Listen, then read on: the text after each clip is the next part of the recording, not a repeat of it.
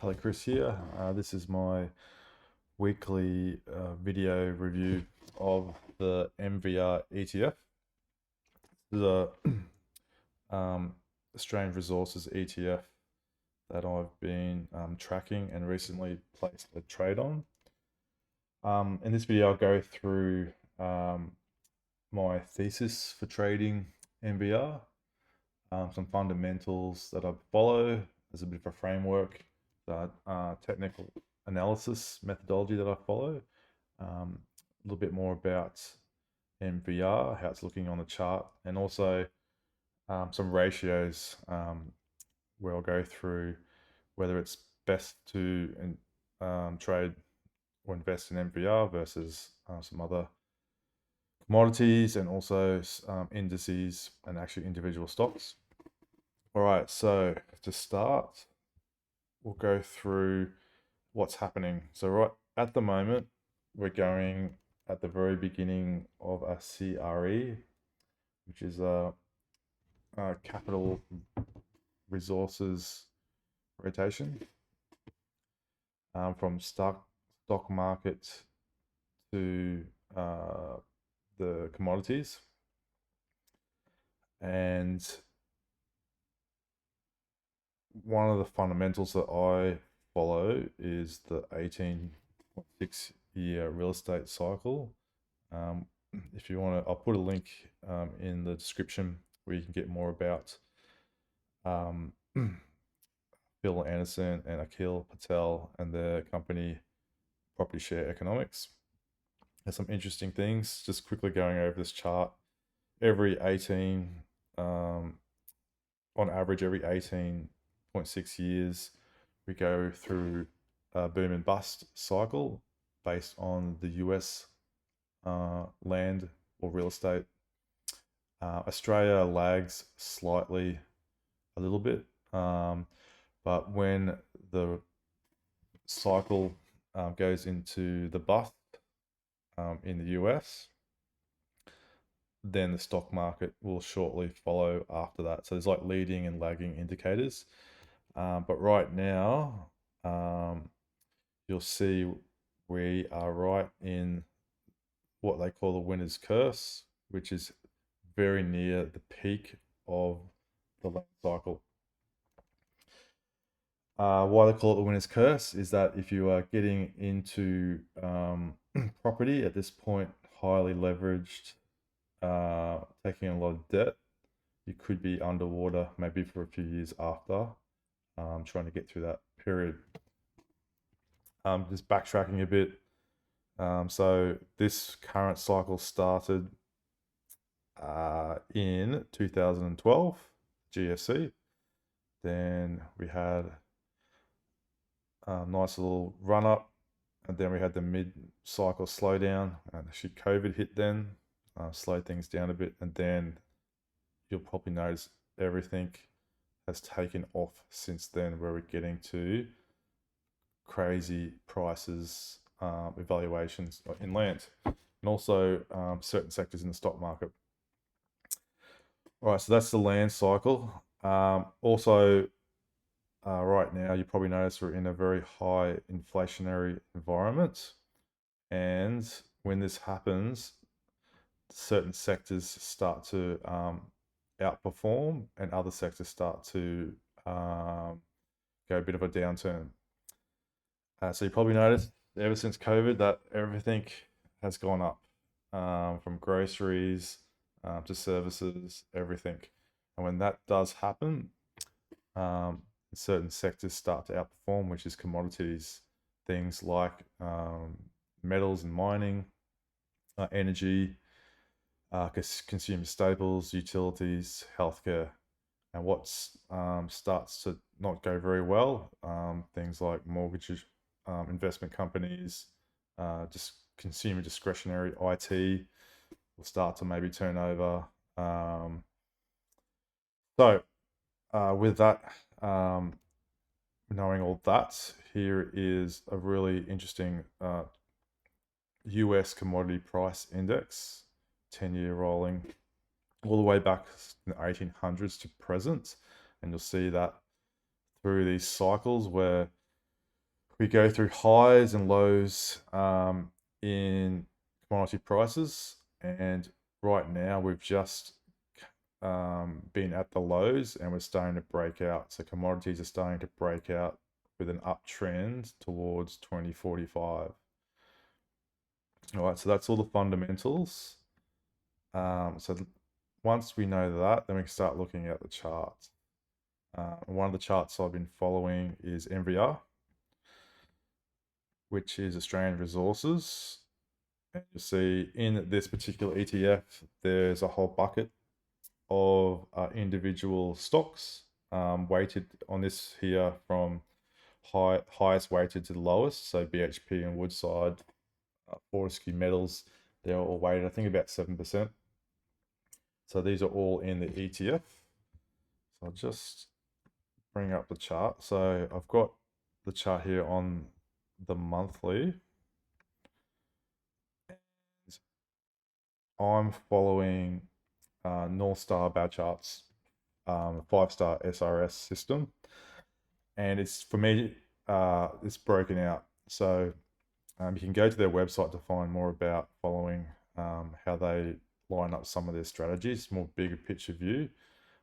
But anyway, here I have a line here that last month, November, it confirmed above that line. And once it confirmed above, I have placed the trade.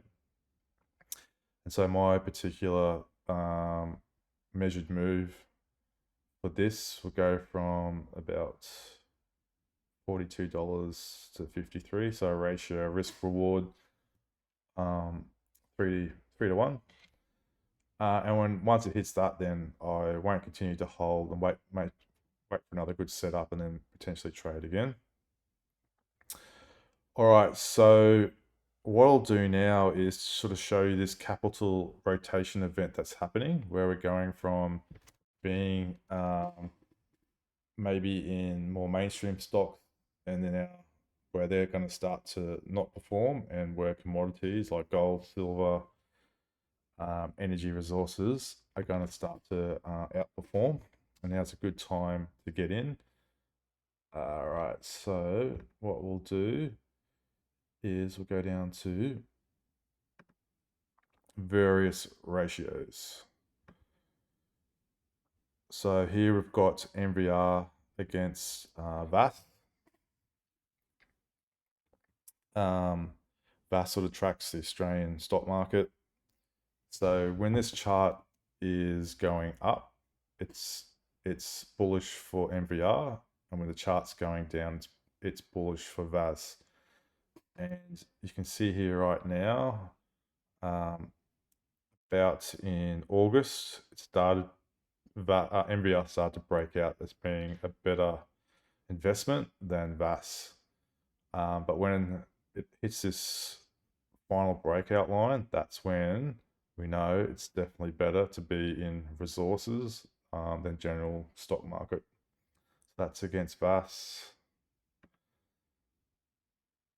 The SPX, which is the S&P 500. That's right now, again in August, we broke out very early days, where it looks like becoming more bullish to resources and less to the general US stock market. But I've still got a long way to go till we can really confirm that this rotation event has happened from into resources. But this is just all this evidence building up that this is what's going to be where to be in the next 10 years. MVR versus gold. Again, when the chart's going down, it's better to be in gold. And you can see it has better to be in gold for the last couple of years. But we have broken, we've started to become a bit more bearish. I mean, a bit more bullish towards resources. Obviously, gold is in resources. But if you wanted to, where do you want to put your money right now? Still, gold is probably better than resources. But you can see gold is and silver has really broken out. So this is MVR versus silver. So right now, the silver's are stronger. So it's better to be in silver than resources. Here, so all these underlying materials, we're just going through now. So gold, silver, now copper.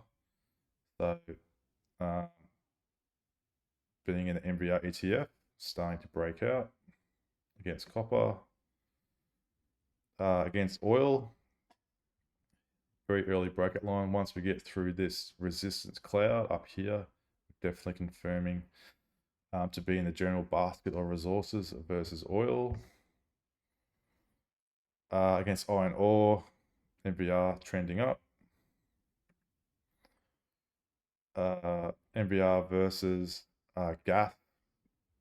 So gas tends to whipsaw up and down pretty violently. So it's right now that the need for gas is more than the overall resources. MVR versus the miners, so like all the gold mining companies, silver mining companies, all the other precious metal companies, still better to be investing in the miners than the overall resources sector. This might be the case for a bit, but it's just interesting to keep track of these things. So I pulled out just the BHP is within MVR. So BHP definitely better to be in MVR resources than the individual stock of BHP. So when BHP on this chart, when it's going down, it's better to just be in BHP. But definitely can see here it's breaking out where it's better to be in the ETF than just BHP. In another video, I'll go through all the different stocks that are within MVR, and you can definitely trade those as well once they start breaking out within themselves. And lastly, I've got MVR versus Bitcoin. So you can see here when the chart's going down, it's better to be in Bitcoin, and pretty much for the life of this ETF, it has been better to invest in Bitcoin. But as Bitcoin is slumping, it seems like Bitcoin is one of those leading indicators where things get nervous in the market. People are taking profits and or just, it's getting out of Bitcoin as a bit of a risk off play. And you can see MVR in sort of August, October has broken out. So once it gets past this 12-month moving average, 3-year moving average, and the cloud, you'll definitely know if you want to invest. I would invest in resources more heavily rather than Bitcoin. So I wanted to do a weekly update on this ETF MVR. It's going to be interesting to follow, and hope you follow on with my journey. If you have any questions, please put them in the comments below. Till next time, have a good rest of day.